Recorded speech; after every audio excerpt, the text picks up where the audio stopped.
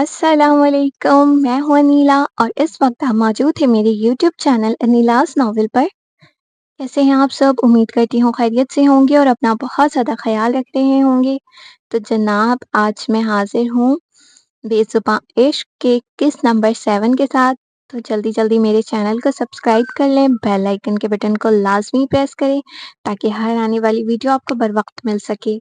Novel आप लोगों को कैसी लगती है? अपनी राय का इज़हार कमेंट सेक्शन में ज़रूर दिया करें, बताया करें, इससे मुझे मोटिवेशन मिलती है और प्लीज़ मुझे सपोर्ट करें क्योंकि आप लोगों की सपोर्ट की बहुत ज़्यादा ज़रूरत है मुझे, ठीक है? वैसे तो आप लोग बहुत अच्छे-अच्छे और प्यारे-प्यारे सब्सक्राइबर्स हैं, तो ज़्यादा टाइम ज़ाया किए बगैर चलते हैं नॉवेल की तरफ, बाकी बातें एंड में होंगी, ठीक है? नैना कमरे में अकेली बैठी थी। वो सुर्ख जोड़े में एक मुजस्सम तस्वीर लग रही थी, मगर उसके चेहरे पर खौफ की जर्दी फैली हुई थी। अचानक दरवाज़ा तेज़ी से खुला और शमीम अंदर दाखिल हुआ। उसके हवास मखदूश थे और चेहरे पर एक अजीब-सी बौखलाहट थी। उसने तेज़ी से दरवाज़ा बंद किया और उसके करीब आकर उसका हाथ पकड़ लिया। नैना, ये निकाह नहीं, तुम्हारा सौदा हो रहा है। मैं जानता हूँ सुल्ताना खाला को, वो किस किस्म की औरत है और उसके कैसे-कैसे लोगों से ताल्लुकात हैं। ये जो लोग आए हैं, ये तुम्हारी ज़िंदगी बर्बाद कर देंगे। नैना की आँखें हैरत और खौफ से फट गईं। वो एकदम खड़ी हो गई। उसका दिल सीने में ज़ोर-ज़ोर से धड़क रहा था। वो शमीम की तरफ देख रही थी। उसने झटके से अपना हाथ छुड़ाने की कोशिश की, मगर शमीम ने गिरफ्त मज़बूत रखी। तुम अभी मेरे साथ भाग चलो, अभी भी वक़्त है। शमीम की आवाज़ में एक दीवानगी थी। मैं तुमसे निकाह करके तुम्हें एक अलग घर में रखूँगा। उस फ़रीज़ा बेगम और फ़रज़ाना से तुम्हारा कोई लेना-देना नहीं होगा। मैं तुम्हें उनकी पहुँच से दूर ले जाऊँगा। आप आप ये क्या कह रहे हैं? उसकी आवाज़ कँप-कँपाई। उसे याद आया, ये वही शमीम है, जिसकी वजह से आज ये सब हो रहा था और जिसकी वजह से उसे बद-किरदार का ताना सुनना पड़ा था। वो नैना को इस तरह किसी नामालूम शख्स के हवाले करने के ख़्याल से ही पागल हो रहा था, मगर उसके पास अब कोई ऐसा जवाज़ नहीं था, जिससे वो फ़रीज़ा बेगम के इरादों को रोक सके। आप मुझे इस आग से निकाल कर दूसरी आग में झोंकना चाहते हैं? आप मुझे बचाने की बात कर रहे हैं या मुझे अपने जाल में फँसाने की? नैना ने दोबारा ज़ोर लगाकर अपना हाथ छुड़ाया और पीछे हट गई। वो तो बस एक ऐसे इंसान को देख रही थी, जो उसकी मज़लूमियत को अपनी ख्वाहिश का रास्ता बना रहा था।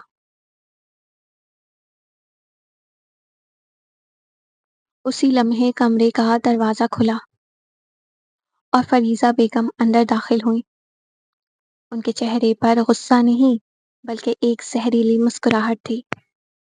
वो बाहर खड़ी सब कुछ सुन चुकी थी। उनकी तेज़ और चुभती हुई नज़रें शमीम पर जमी थीं।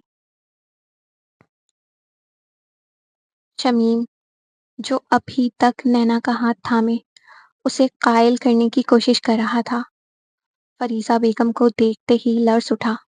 उसके चेहरे का रंग फ़क हो गया और उसकी गिरफ्त नैना के हाथ से ढीली पड़ गई।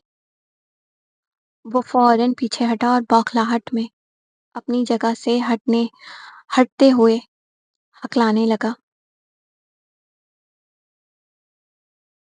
मैं میں تو بس نینا سے پوچھنے آیا تھا کہ لڑکا کون ہے، کیا اسے یہ رشتہ پسند بھی ہے یا نہیں۔ میں تو بس اس کی مرضی جاننا چاہتا تھا۔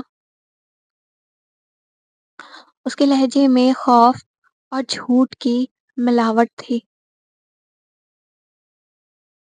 وہ اپنی جان چھڑانے کے لیے ادھر ادھر دیکھ رہا تھا، جبکہ نینا دیوار کے ساتھ لگ کر کھڑی تھی۔ اس کی آنکھیں اب بھی شمیم کی بے ایمانی اور اس کی مکاری کو دیکھ رہی تھی۔ فریضہ بیگم نے ایک طنزیہ قہقہا لگایا اور آہستہ آہستہ شمیم کی طرف بڑھنے لگی۔ اتنی ہمدردی شمیم، کل تک تو تم اس لڑکی کو گھر کا بوجھ کہتے تھے اور آج تمہیں اس کی پسند کا خیال آ گیا۔ ایک سوال ہی تو پوچھا ہے، کوئی گناہ تو نہیں کیا۔ آخر کار میں بھی اس گھر کا داماد ہوں، کیا اتنا حق بھی نہیں میرا بنتا؟ فریضہ بیگم نے اپنی چادر سنبھالی اور شمیم کی طرف ایک حقارت بھری نظر ڈالی۔ شمیم، اگر تمہیں زیادہ شوق ہے تو جا کر خود اس لڑکے سے مل لینا، ابھی تو یہاں سے نکلو، مہمان آ چکے ہیں اور میں نہیں چاہتی ان تک کوئی غلط تاثر جائے۔ فریضہ بیگم کا یہ کہنا تھا کہ شمیم وہاں سے ایسے مڑا جیسے کوئی شکاری اپنا شکار ہاتھ سے نکلتا دیکھ کر تڑپ اٹھے۔ وہ باہر نکلتے ہوئے ایک بار پھر نینا کی طرف مڑا، جس کا وجود کھڑکی کے پاس ایک پرچھائی کی طرح ساکت کھڑا تھا۔ نینا کی سیاہ آنکھیں جو اس وقت نمی سے بھری تھی، اس نے شمیم کی طرف نہیں دیکھا، مگر اس کا دل زور زور سے دھڑک رہا تھا۔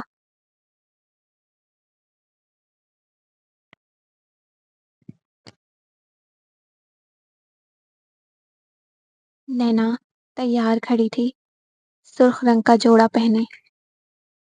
وہ کسی آسیب زدہ دلہن جیسی لگ رہی تھی۔ چہرے پر ہلکا سا پاؤڈر اور سرخ لپسٹک لگی تھی، جو شاید پہلی بار اس نے اپنے ہونٹوں پر دیکھی تھی۔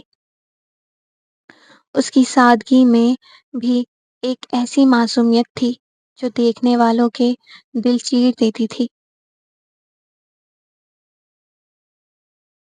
گاؤں کی پڑوسن لائبہ باجی اس سے ملنے آئیں، جنہوں نے اسے بچپن میں اسے پڑھنا لکھنا سکھایا تھا۔ انہوں نے نینا کے سر پر ہاتھ رکھا اور دھیرے سے کہا کہ نینا، بس حوصلہ رکھنا بیٹا۔ مگر نینا کچھ نہ بولی۔ اس کی پرکشش آنکھیں بار بار بھیگ رہی تھی اور وہ کسی پتھر کے مجسمے کی طرح ساکت تھی۔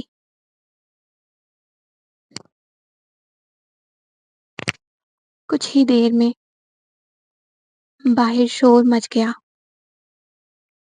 دولہا آ گیا ہے۔ نینا کے دل کی دھڑکن ایک دم تیز ہو گئی۔ کمرے میں ہلچل بڑھ گئی۔ قاضی صاحب تیزی سے اندر آئے، جیسے انہیں بہت جلدی ہو اور کوئی پیچھے سے ہانک رہا ہو۔ انہوں نے کہا کہ جلدی کریں، نکاح پڑھانا ہے۔ اسے کچھ سمجھ نہیں آ رہا تھا کہ کیا ہو رہا ہے۔ سب کچھ بہت تیز تھا، جیسے کوئی خواب نہیں بلکہ دھند میں لپٹا کوئی وحشت ناک فیصلہ ہو۔ نکاح کے الفاظ تیزی سے پڑھے جا رہے تھے۔ قاضی صاحب کچھ بول رہے تھے، مگر اس کے کانوں میں شمیم کی آوازیں گونج رہی تھیں۔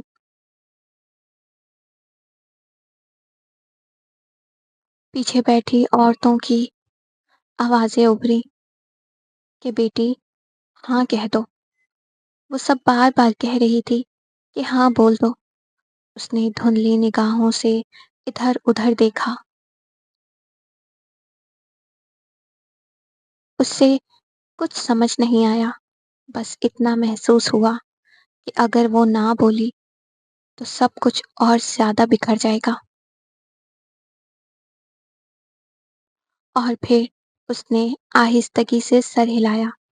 اس کے لبوں سے نکلا وہ ہاں، ایک لفظ تھا، یا شاید ایک پوری زندگی کا فیصلہ۔ نکاح مکمل ہو گیا، مگر وہ خود نہیں جانتی تھی کہ وہ واقعی کسی کے نکاح میں آ گئی ہے، یا بس سب کچھ اسی لمحے میں اس سے چھین لیا گیا ہے۔ کمرے میں شور سا اٹھا اور مبارکبادیں دی جا رہی تھی، مگر اس کے اندر مکمل خاموشی تھی۔ اب وقت رخصتی کا تھا۔ وہ کانپتے قدموں سے باہر نکلی۔ ایک طرف صرف اس کے چچا فراز صاحب تھے۔ وہ خاموش آنکھوں سے اسے دیکھ رہے تھے۔ نینا ان کے پاس گئی اور روتے ہوئے ان سے لپٹ گئی۔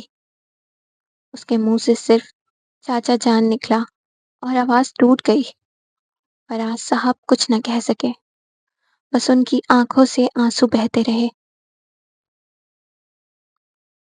باقی سب کے چہروں پر مسکراہٹیں تھیں، مگر وہ ایسی تھیں جن کے پیچھے سچ چھپانے کی کوشش کی جا رہی تھی۔ پورا گاؤں جانتا تھا کہ یہ نکاح ایک خوشی نہیں بلکہ ایک مجبوری ہے۔ وہ خاموشی سے اس گاڑی کی طرف بڑھ رہی تھی جو اسے ایک نئی زندگی کی راہوں پر لے جانے والی تھی۔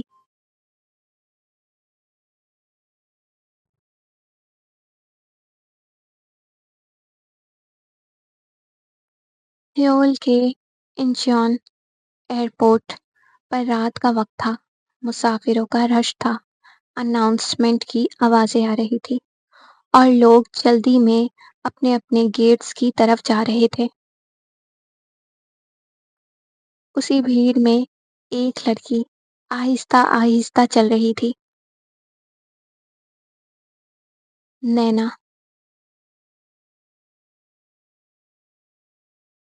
اس نے کالی چادر لپیٹ رکھی تھی جس سے اس کا چہرہ تقریباً چھپا ہوا تھا۔ صرف اس کی بڑی اور نشیلی آنکھیں نظر آ رہی تھی جن میں کاجل لگا تھا۔ وہ ڈری سہمی لگ رہی تھی اور ہر طرف ایسے دیکھ رہی تھی جیسے اس کی سحر انگیز نگاہیں کسی کو ڈھونڈ رہی ہوں۔ چلتے چلتے اس کا توازن بگڑا اور وہ سامنے سے آنے والے شخص سے زور سے ٹکرائی۔ آہ! اس کے لبوں سے ایک دھیمی سی کراہ نکلی۔ وہ لڑکھڑا کر گرنے ہی والی تھی کہ سامنے والے شخص نے فوراً اس کا ہاتھ تھام کر اسے سنبھالا۔ اس نے اپنے سن گلاسز اتارے۔ وہ لی من ہو تھا۔ جیسے ہی دونوں کی نظریں ہم جیسے ہی دونوں کی نظریں باہم ہوئیں، وہ ایک لمحے کے لیے ساکت ہو گیا۔ بالکل ساکت۔ ایک لمحے کے لیے گویا وقت نے اپنی سانس روک لی۔ ہر منظر ساکت ہو گیا اور یوں لگا جیسے کائنات کی ہر دھن تھم کر رہ گئی ہو۔ یہ مست مست بے مثال آنکھیں، نشے سے ہر دم نڈھال آنکھیں، اٹھیں تو ہوش و حواس چھینے، گرے تو کر دے کمال آنکھیں۔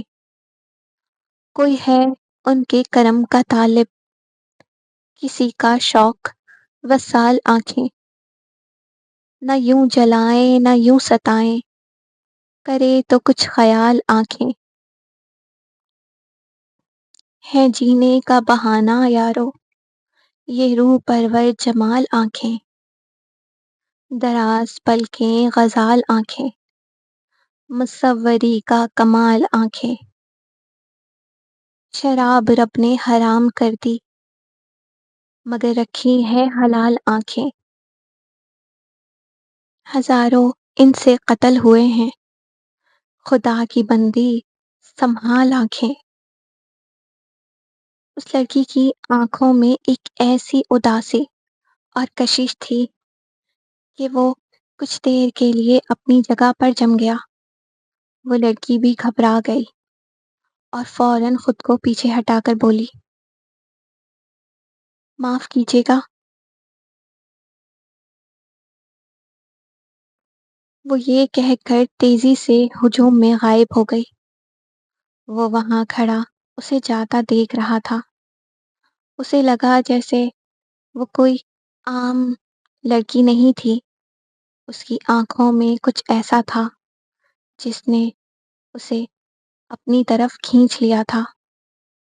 اس کے اندر ایک عجیب سی بے چینی پیدا ہو گئی، جسے وہ کچھ کھو بیٹھا ہو۔ وہ تیزی سے مڑا اور ہجوم میں اسے ڈھونڈنے لگا۔ اسے یاد آیا کہ وہ آج سیول چھوڑ کر ہمیشہ کے لیے جا رہا تھا، لیکن اب اس کا دل کہیں اور اٹک گیا تھا۔ گرد و پیش کی دنیا، مسافروں کا شور اور اناؤنسمنٹ کی آوازیں سب اپنی جگہ موجود تھیں، مگر اس کے لیے کائنات کے سارے رنگ یکدم ساکت ہو گئے۔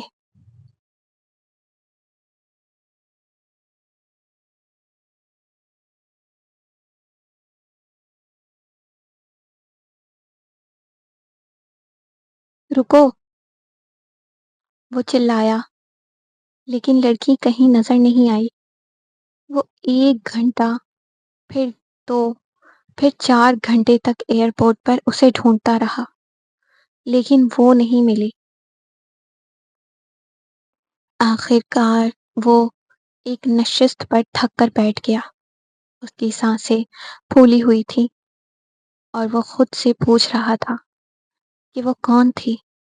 اسے اندازہ نہیں تھا کہ یہ معمولی سا ٹکراؤ اس کی زندگی میں کیا تبدیلی لانے والا ہے۔ یکایک وہ سیول چھوڑنے کا ارادہ بدل کر اب صرف ایک ہی چہرے کی تلاش میں تھا۔